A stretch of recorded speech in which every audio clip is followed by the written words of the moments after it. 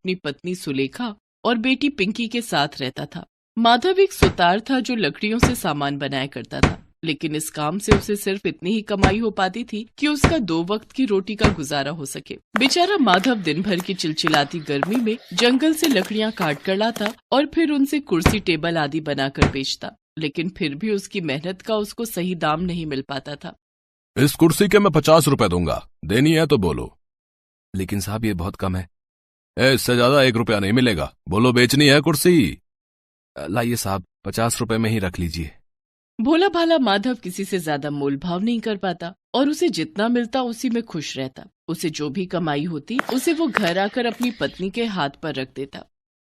ये लो सुलेखा, और इससे दाल चावल ले आना। बाबा ये लो पानी पियो, मटके का ठंडा ठंडा पानी। मेरी बिटिया हमेशा खुश रहे और खूब मन लगाकर पढ़ाई कर। बाबा मन लगाकर पढ़ाई तो तब करूंगी ना जब ठीक से सो पाऊंगी। रात भर गर्मी के कारण मुझे नींद नहीं आती, जिस वजह से मैं स्कूल में भी ठीक से अपनी पढ़ाई पर ध्यान नहीं दे पाती। सुनिए ना, बिटिया इतना कह रही है तो एक पंखा ला दीजिए ना इसके लिए। कहाँ से ला दूं सुलेखा, तुम तो जानती ही हो अपनी हालत। हमारे पास इतने पैसे नहीं है कि पंखा लगा सके और बिजली का बिल भर सके। पिंकी बिटिया, तू ना सोने से पहले अपने पैरों पे गीला कपड़ा बांध लिया कर, इससे तुझे गर्मी कम लगेगी। गर्मियों में रात काटना उन तीनों के लिए भारी पड़ जाता था। एक तो वैसे ही घर में पंखा नहीं और ऊपर से राजस्थान की भीषण गर्मी। ऐसे ही कुछ दिन बीत जाते हैं। एक रोज पिंकी जब स्कूल से घर आ रही थी तो लू लगने के कारण वो रास्ते में ही बेहोश हो गई। गांव वालों ने उसे उठाकर उसके घर पहुंचाया। माधव जल्दी से वैद्य जी को बुला कर लाया। देखो माधव, बिटिया को लू लगने के कारण वो बेहोश हो गई थी। इसे ये दवाई दे देना और इसके सिर पर पानी की पट्टी करना, ये जल्दी ही ठीक हो जाएगी। लेकिन हाँ, इस बात का ध्यान रहे कि इसे ठंडी हवा में ही रखें, नहीं तो इसकी तबीयत फिर बिगड़ सकती है। सुनिए जी, कुछ भी करिए लेकिन अपनी पिंकी के लिए एक पंखा ले आइए। मैं इसे गर्मी में ऐसा तड़पता नहीं देख सकती। अरे एक ही तो बेटी है हमारी जो इतनी मिन्नतों के बाद हुई है, उसके लिए हम इतना भी नहीं कर सकते क्या? ठीक है, मैं कल ही सेठ धनपत की दुकान पे जाके पंखे का रेट पता करके आता हूँ। अगले दिन माधव सेठ धनपत के इलेक्ट्रॉनिक्स की दुकान पर जाता है। सेठ जी, मुझे एक पंखा खरीदना है अपनी पिंकी बिटिया के लिए। ठीक है, तो निकालो 1000 रुपया और ले जाओ पंखा। 1000 रुपए? लेकिन इतने पैसे तो मेरे पास नहीं है। दरअसल मुझे पंखा किस्तों में चाहिए था। मैं हर महीने थोड़े थोड़े करके आपको पैसे दे दिया करूंगा। चल भाग यहाँ से भिखारी कहीं का। अरे मेरी दुकान पे हर चीज रोकड़ा देकर मिलती है, किस्तों में नहीं, समझे? चल निकल। बेचारा माधव दुखी मन से आंखों में आंसू लिए चलते चलते एक पेड़ के नीचे बैठ जाता है और खुद को कोसने लगता है। न जाने कैसा अभागा बाप हूँ मैं, जो अपनी बिटिया की इतनी सी ख्वाहिश भी पूरी नहीं कर सकता। तू उदास मत हो माधव, तुम्हारे दिन बदल जाएंगे। कौन हो तुम और तुम बोल कैसे सकते हो? मैं एक जादुई पेड़ हूँ और मैं हर उस पाक नेक दिल इंसान की मदद करता हूँ जो दुखी होता है। ये लो, ये जादुई तना तुम अपने साथ ले जाओ और इसको काट कर पंखे की पंखुड़ियों का आकार देकर अपने कमरे की छत पर लगा देना। ये तुम्हें एसी जैसी ठंडी हवा देगा जो न तो कभी खराब होगा, न ही इसमें तुम्हें बिजली की जरूरत होगी। ये एक जादुई लकड़ी का पंखा होगा जो तुम्हारे कहने पर, ऐ मेरे जादुई पंखे दिखा दे तू अपना कमाल और कर दे हमें माला माल, कहते ही चालू और बंद हो जाएगा। आपका बहुत बहुत शुक्रिया जादुई पेड़। माधव खुशी खुशी वो बड़ा सा तना लेकर घर आया। ए जी, ये क्या, फिर से लकड़ी उठा लाए? पंखा कहाँ है? पिंकी सुबह से कितनी आस लगाए बैठी है। माधव सुलेखा को सारी बात बताता है। सच में जी, ये कोनो जादुई पेड़ की तना है? फिर तो जल्दी से तुम ये पंखा बनाओ। हमारी दादी ने बचपन में हमको जादुई की ऐसी बहुत सी कहानी सुनाई है जो सच हुई है। हाँ, मैं अभी बनाता हूँ।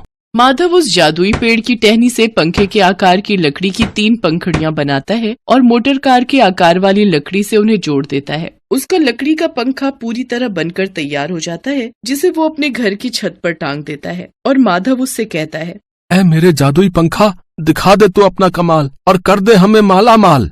उसके इतना कहते ही वो जादुई लकड़ी का पंखा ढेर सारे नोटों की बारिश करता है। उसके बाद एसी से भी ठंडी हवा फेंकता है। ये तो चमत्कार हो गया जी, हम तो अमीर हो गए। ये बाबा, इस ठंडी ठंडी हवा में तो मुझे बहुत मजा आ रहा है। ये तो मुखिया जी के घर के एसी से भी ठंडी हवा दे रहा है। बिल्कुल सही कहा बिटिया तुमने। हमको तो ऐसा लग रहा है जैसे हम राजस्थान से सीधा हिमाचल की पहाड़ियों में पहुंच गए हैं। सच में बहुत ही मजा आ रहा है कसम से। और सबसे अच्छी बात तो यह है कि इसे जितना मर्जी चलाओ, ना ही इसका बिल आएगा और ना ही ये कभी खराब होगा। इस तरह माधव और उसका परिवार ठंडी ठंडी हवा खाकर बहुत खुश थे। साथ ही ढेरों रुपए पाकर उनकी जिंदगी के बुरे दिन खत्म हो गए और वो खुशी खुशी अपना जीवन यापन करने लगे।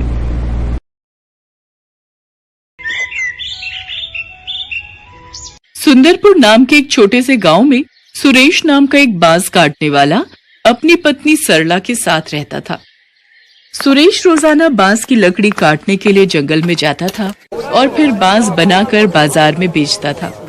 सुरेश की कोई संतान नहीं थी, पर फिर भी वो दोनों पति पत्नी एक दूसरे के साथ अपना सुख दुख बांटकर खुश रह लेते थे। एक बार सुरेश जंगल में बांस की लकड़ी काट रहा था, पर जैसे ही उसने कुल्हाड़ी मारी, पेड़ के तने में उसे सोती हुई एक छोटी सी बच्ची दिखी। वो हैरान रह गया। हे ईश्वर, ये क्या? तने के अंदर ये बच्ची? ये कैसा जादू है? सुरेश ने उस बच्ची को बड़े आराम से अपनी गोद में लिया और घर जाकर सरला को सारी बात बताई। कितनी सुंदर और प्यारी बच्ची है।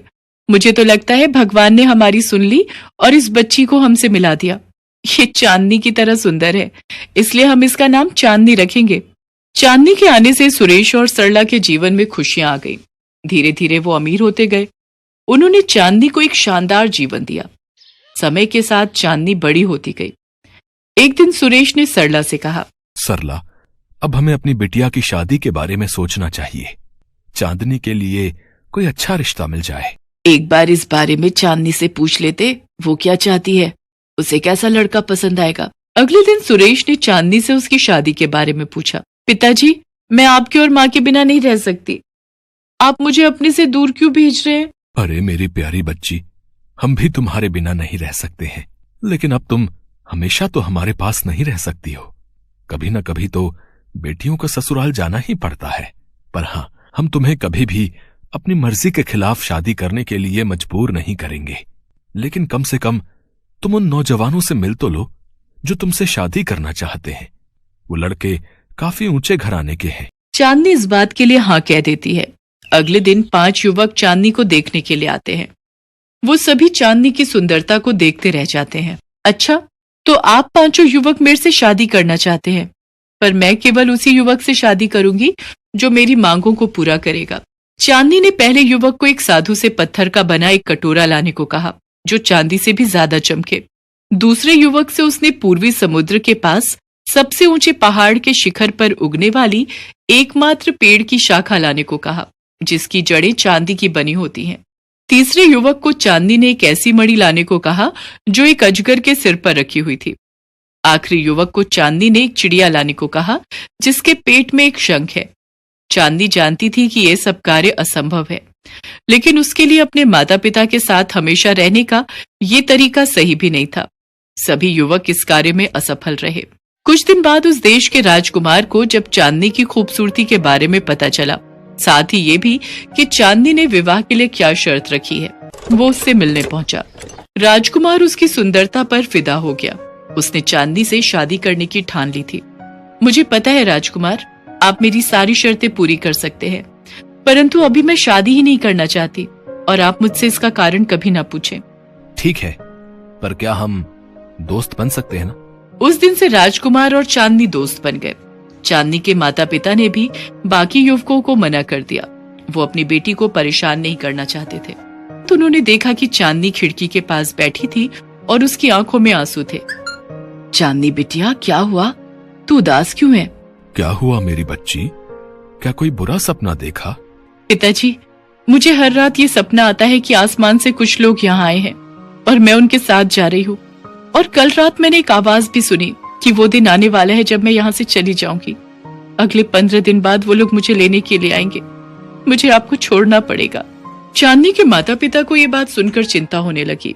चिंता मत कर बेटी, तुझे यहाँ से कोई नहीं ले जाएगा। ये सिर्फ सपना है। उन्होंने तुरंत राजकुमार को संदेश भेजा और उनसे मदद मांगी और चांदनी के घर के बाहर 2000 सिपाहियों को खड़ा कर दिया।